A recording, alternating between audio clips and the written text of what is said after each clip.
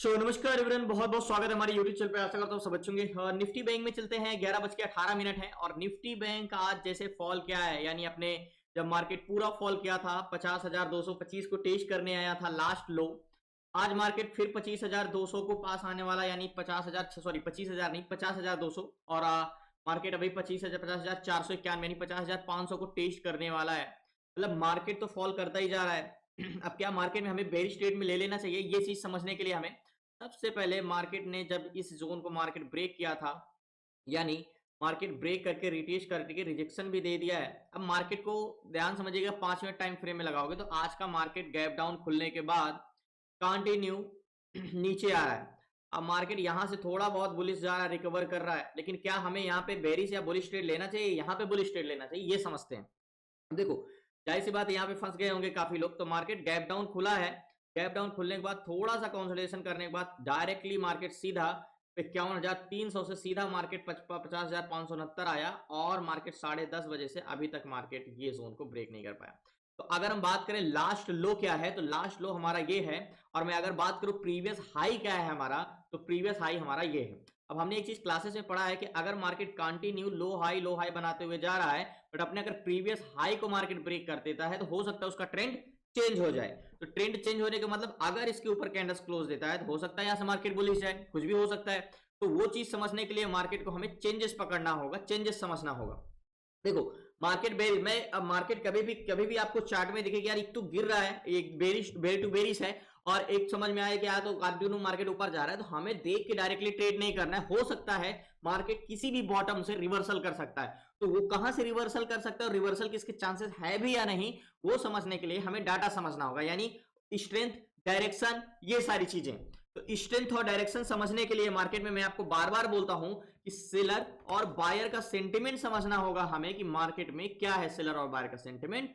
तो सेलर और बायर का मार्केट का सेंटिमेंट समझने के लिए इन दोनों का देखना बहुत जरूरी होता है। ओके, तो सबसे पहले हमें ऑप्शन चेन में चलना होगा कि मार्केट करना क्या चाह रहा है। क्या मार्केट यहां से रिवर्स करना चाहता है? अगर मार्केट नीचे गिर रहा है तो उसकी स्ट्रेंथ क्या है? तो पहली पॉइंट हमें देखना होगा कि मार्केट कॉन्ट्रैक्ट की साइड का ग्रीन है, तो कॉन्ट्रैक्ट तो पुट साइड का ग्रीन है। जाहिर सी बात है मार्केट सुबह से गिर रहा है तो कॉन्ट्रैक्ट तो पुट साइड का ग्रीन होगा।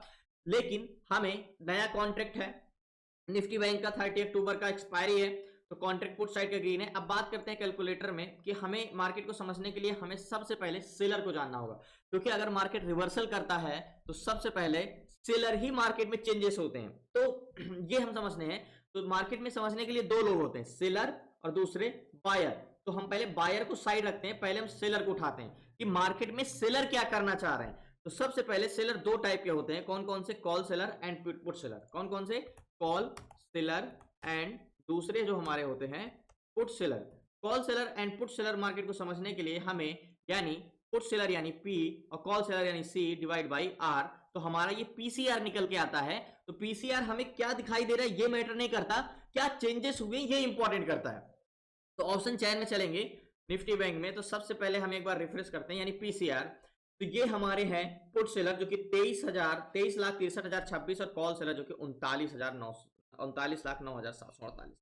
तो जो कॉल सेलर है वो मार्केट में 39 लाख है और जो पुट सेलर है मार्केट में 23 लाख है। तो हमें यहां पे ये समझ में आ रहा है कि रेजिस्टेंस मार्केट में बहुत ज्यादा मौजूद, मतलब कॉल सेलर 39 लाख है और पुट सेलर मात्र 23 लाख। मार्केट को ऊपर जाने से रोकने वाले की संख्या 39 लाख है, यानी 40 लाख के आसपास, और पुट सेलर जो मार्केट को नीचे जाते रोकते हैं उनको 23 लाख है। तो यहाँ पे डिवाइड करोगे तो पीसीआर तो एकदम निगेटिव आएगा, लास्ट तक बने। तो फाइनली अगर हम बात करें चेंज इन पीसीआर की, तो 23,63,026, 23,63,026, ओके, 23,63,026 ये हमारे पुट सेलर हैं। इसको डिवाइड करेंगे कॉल सेलर, कॉल सेलर जो कि 39,09,748, 39 लाख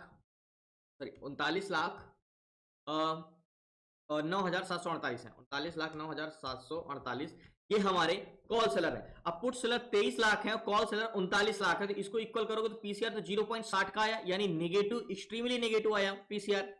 क्या है?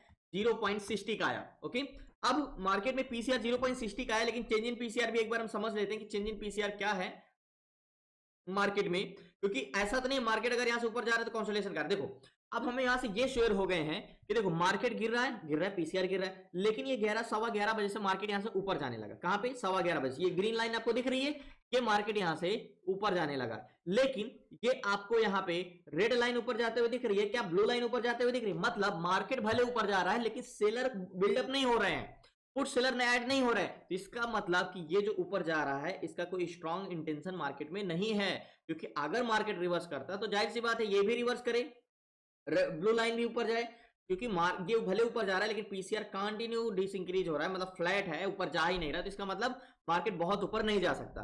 दूसरी चीज, मार्केट में ट्रेड करने के लिए हमें एक जोन लेना होगा, जैसे कि मार्केट में 600 का जोन, ये एक राउंड फिगर जोन हो गया। ओके, ये हमारा 600 का जोन हो गया। अब एट द मनी में डाटा समझने के लिए हमें एक मार्केट में, जाहिर सी बात है, आपको ट्रेड करने के लिए एक हॉरिजॉन्टल जोन की जरूरत होती है। मतलब अगर आपको बस में बैठना है तो आपको बस स्टॉप जाना पड़ेगा। तो वैसे ही अगर मार्केट में, बैंक निफ्टी में ट्रेड करना है तो आपको हॉरिजॉन्टल जोन ढूंढना होगा। तो यहां भी यह पता करना है कि मार्केट 600 से यानी 500 से रिवर्स किया है। तो 500 का मैंने आपको क्लासेस में एक चीज बताया है कि 500 का जो जोन होता है और 1000 का जो जोन होता है वो राउंड फिगर जोन होता है, और वहां पे ट्रेड करने का तरीका बिल्कुल डिफरेंस होता है, बिल्कुल अलग होता है। तो हमें एट द मनी में एक बार रिफ्रेश करते हैं बैंक निफ्टी में, तो 51,000, 50,600 पे 46,000 एंड 50,000।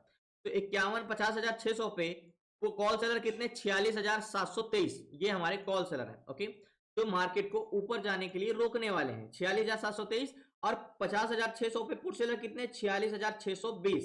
ओके, तो यहाँ पे कॉल सेलर 46,000 है, पुट सेलर भी 46,000 ही है। देखो 600 के जोन पे call seller 46,723 and put seller 46,620। तो मतलब मार्केट को ऊपर जाने के रोकने वाले की संख्या भी सेम है और मार्केट को नीचे जाने रोकने वाले की संख्या सेम है। अब अगर दोनों ताकत दोनों साइड लगा के सेम रख रहे हो तो क्या होगा, हमें फिर उसी साइड डिसाइड करना जहां मार्केट खुद जाना चाह रहा है। तो एट द मनी में वॉल्यूम किस साइड का है, तो 600 के जोन पे 4,72,420 ये कॉल बायर है, और ये मार्केट में पुलिस जाने के लिए बैठे 4,72,000। ओके, ये 4,72,000, और पुट साइड के वॉल्यूम 11,65,000 है। मतलब अगर बस को आगे जो जाने रोकने वाले सेम है, लेकिन जो बस के अंदर पैसेंजर बैठे हैं वो अगर बात करोगे तो कहां है, 4,72,000 कॉल बायर है लेकिन 11,65,317 पुट बायर है। तो मार्केट में हमें यह समझ में आया कि बस में पैसेंजर किस साइड के ज्यादा बैठे हैं, 11,65,000 नीचे जाने के लिए। तो बस तो नीचे ही जाना चाहेगी, जाहिर सी बात है जाएगा ही जाएगा। अब बात करते हैं ओवरऑल वॉल्यूम यानी सीपीआर की, तो जाहिर सी बात है सीपीआर भी ज्यादा होगा।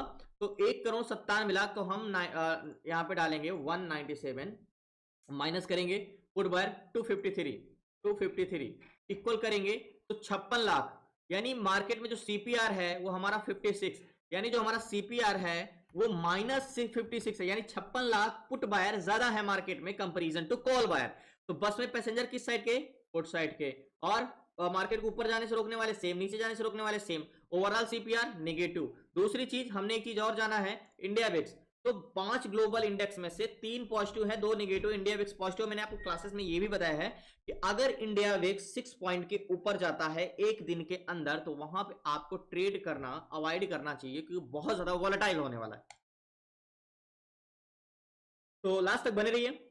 तो सो फाइनली इस पे जाहिर सी बात है पुट साइड का वॉल्यूम है ऐड दमनी ओवरऑल, और मार्केट 600 को सिर्फ, अब हमें एक चीज, ये मार्केट ऊपर गया है तो पीसीआर तो बड़ा ही नहीं, मतलब डाटा में मार्केट में कोई भी इंटरेस्टेड नहीं है कि मार्केट ऊपर जाए, तो मार्केट सिर्फ और सिर्फ जोन को टेस्ट करने और मार्केट नीचे आएगा। तो यहाँ पे पुट साइड का ट्रेड तो जाहिर सी बात बनेगा ही बनेगा। तो लेते हैं पुट साइड का ट्रेड। तो फाइनली मैंने निफ्टी बैंक में 4 लॉट बाई किया है और 50,900 का पी है, और मेरी यहाँ पे 543 की बाइंग है एक्जैक्टली ये जोन पे। अब बात करते हैं मार्केट जाएगा कहां तक जाएगा, नीचे। तो मैं टारगेट, देखो मार्केट में मैंने 2 चीजों देख के ट्रेड लिया। अभी जैसे मैंने बताया ना कि मार्केट अगर ऊपर गया है तो पीसीआर भी ऊपर जाना चाहिए, ये तो गया नहीं। तो 612 चल रहा है, हमारा जो टारगेट पॉइंट होगा 500 का टारगेट, ये वाला टारगेट होगा, ये हमारा टारगेट पॉइंट। ओके, ये नीचे का मेरा टारगेट पॉइंट है और मार्केट ऊपर जा ही नहीं सकता क्योंकि उसकी स्ट्रेंथ ही नहीं है। तो ये मेरा टारगेट पॉइंट है, 100 पॉइंट का टारगेट है, क्योंकि स्ट्रेंथ बहुत बड़ी है। क्या है, स्ट्रेंथ बहुत ज्यादा है मार्केट में। नीचे 600 पे हमने ट्रेड लिया है, टारगेट पॉइंट मैंने ये रखा है। अब देखो, अब मैं इस पे तुरंत ट्रेड क्यों लिया, मार्केट यहाँ पे ग्रीन कैंडल बना के ऊपर जा रहा है, तो मार्केट ऊपर टेस्ट करने कहा जा सकता है, हो सकता है यहाँ तक दोबारा टेस्ट करने जाए तो हमें रुकना पड़ेगा क्योंकि रिस्क थोड़ा सा बड़ा है। अब ये टारगेट पॉइंट, अब देखो मार्केट यहाँ पे जब ऊपर जा रहा है तो यहाँ पे मार्केट का मतलब पीसीआर भी तो बढ़ना चाहिए। अगर एक्चुअल में मार्केट ऊपर जाएगा तो पीसीआर भी बढ़ेगा, बट यहाँ पे पीसीआर बिल्कुल भी नहीं बढ़ा है, मतलब फ्लैट ओपन हुआ पीसीआर। तो यहाँ पे सेलर इंटरेस्टेड ही नहीं है। अभी 572 आ गया, टारगेट पॉइंट मेरा ये 520 का है, और यहाँ पे आता है तो पोजीशन अपनी स्क्वायर ऑफ कर दूंगा। और ये आंख बंद करके, मतलब एक तरफा ट्रेड है, आपको तो आज का पुट साइड का ट्रेड आंख बंद करके करना चाहिए, ऐसे रोज का दिन मिलता नहीं। 550 आ गया, जल्दी आता है तो पोजीशन अपनी स्क्वायर ऑफ करता हूँ। 549 यहाँ पे पुट साइड का ट्रेड एग्जैक्टली, थोड़ा सा टारगेट बचा है। और जैसे हम बात करें ग्लोबल इंडिया विक्स की, तो जैसे मैंने मना किया है कि ऐसे पॉइंट रहता है 6 पॉइंट, अगर ज्यादा मोमेंटम आता है तो वहां से दिन बहुत वोलेटाइल होता है, हमें अवॉइड ही करना चाहिए। 534 आ गया है, यहाँ पे मैं पोजीशन अपनी स्क्वायर ऑफ करूंगा एग्जैक्टली ये जोन पे। और जो हमने ट्रेड लिया है अभी 573 चल रहा है, 543 की बाइंग है, 576 चल रहा है, अभी लास्ट तक बने रही, इंतजार कर। तो फाइनली आज मार्केट में ऐसा है कि प्रीमियम स्ट्राइक प्राइस का पुट साइड का इतना ज्यादा प्रीमियम है कि मार्केट अगर ऊपर भी चला जा रहा है तो उसका प्रीमियम घट नहीं रहा है। बाकी जो हमने ट्रेड लिया है अभी भी मैंने होल्ड करके रखा है, अभी नीचे तक यहाँ तक आया था तो थोड़ा सा टारगेट से बचा, 26 तक आया है और 18 का हमारा टारगेट था। बाकी इंतजार करते हैं, देखते हैं, लास्ट तक बने रहिए।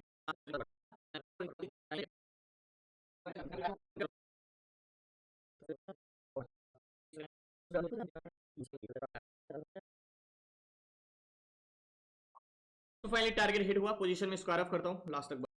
तो फाइनली निफ्टी बैंक में जो मैंने ट्रेड लिया था, बैंक निफ्टी अक्टूबर 50,900 का पी, और बाइंग प्राइस मेरी 543 की थी और मैंने एग्जिट किया 587 पे। अभी 500 लास्ट हाई तो 500 600 तक गया था, मतलब कह सकते हो 60 पॉइंट का मूवमेंट, लेकिन मैंने 587 पे एग्जिट किया।